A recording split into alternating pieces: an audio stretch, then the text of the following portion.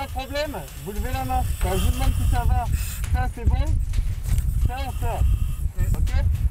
Allez, parti.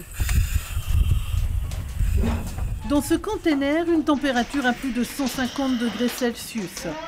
Ces pompiers volontaires sont ici en formation. Objectif de cet exercice, mettre les stagiaires en situation d'effort dans des conditions extrêmes. Au sol, ça va. Et arrivé à dépasser ma tête, par contre, je commence à sentir quand même la chaleur. À reposer.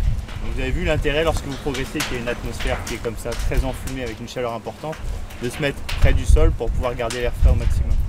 Okay. On a commencé par chabouler un pneu pour chacun notre tour à 10 reprises.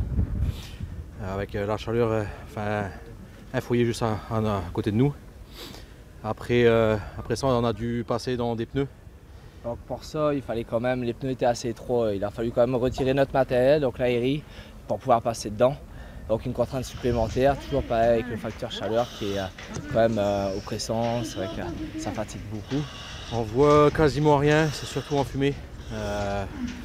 Après avec notre pile, même avec la pile c'est dur à voir. Mais au moins ça nous prépare vraiment à des cas concrets. C'est vrai qu'il n'y a pas le temps des feux, c'est vrai que des exercices comme ça je pense sont très importants. Ouais. 8 pompiers volontaires de Saint-Pierre et un de Miquelon bénéficient donc des précieux conseils de ce formateur venu de Seine-Maritime. Surtout que certains sont de jeunes recrues. Donc l'objectif pour ceux qui ont un peu d'expérience sur le terrain, c'est de les mettre en position de chef d'équipe pour qu'ils prennent avec eux, on va dire un équipier, un jeune qui vient de rentrer. Ce qui permet à chacun de voir le rôle du chef et de l'équipier dans une intervention, puisque chez les sapeurs-pompiers, on travaille tout le temps en binôme. Est-ce que vous avez remarqué cet après-midi des choses qu'il faut améliorer ou pas? Pour le moment, tout se passe très bien. Ils ont, on va dire, en phase d'acquisition par rapport à ce qu'on leur a appris en début de semaine.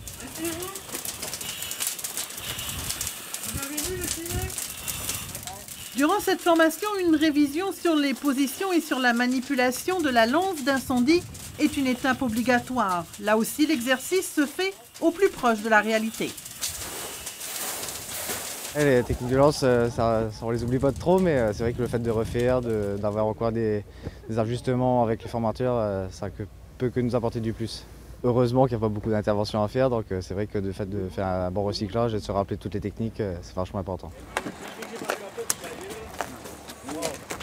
Ça permet aussi de vérifier le matériel, ça permet d'échanger sur leur matériel, puisque entre le matériel de la métropole et le matériel Saint-Pierrais et Miquelonais, il y a un peu de différence, mais néanmoins, c'est aussi du plus pour nous, pour le matériel qu'ils utilisent. Ils utilisent certains outils, notamment canadiens, qui pourraient être exploitables chez nous. Ça a été le cas la première année où on est venu, sur un outil de désincarcération que nous avons mis en place dans notre département.